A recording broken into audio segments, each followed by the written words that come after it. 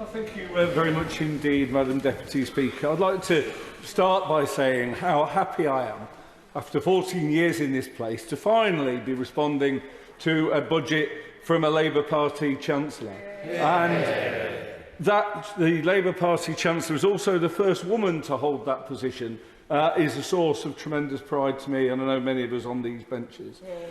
This is a budget that will first begin the long task of national repair and renewal after 14 years of steady decline.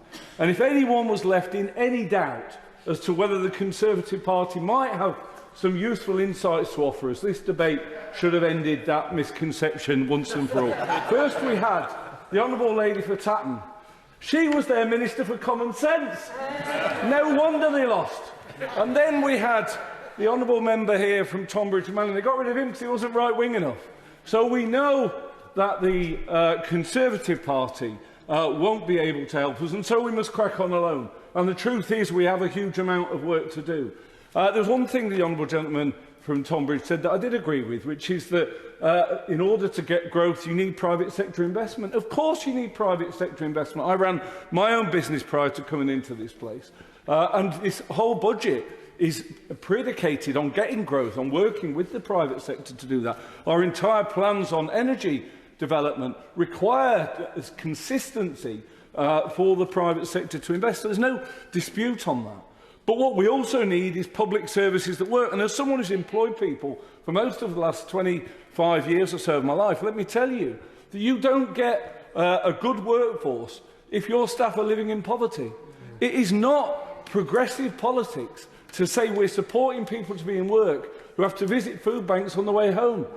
We need an economy that works for everyone, and I think that this budget strikes the right tone. Now, in Chesterfield, we have a very proud history of coal mining, and the legacy of that history can be found to this day.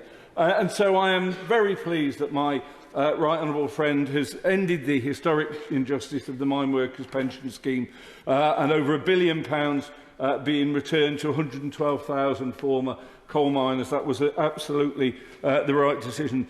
And I'm sad to say that I have the dubious honour of representing a constituency that under the Conservative County Council was dubbed the pothole capital of the UK.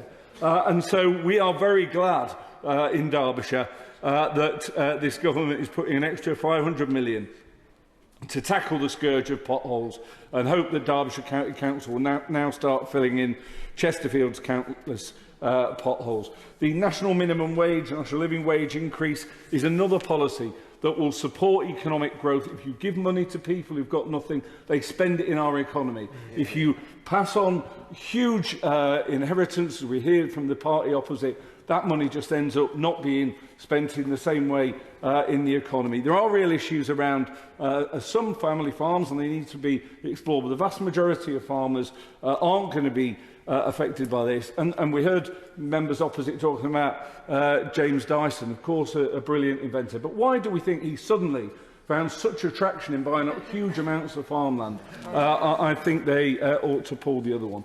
So this is a budget that makes the very first start of getting our country back on the road to growth, repairing the appalling damage that's been done to our National Health Service, supporting the army of carers who also support our NHS, and finally ensuring that at the very bottom of our economy we start making work pay.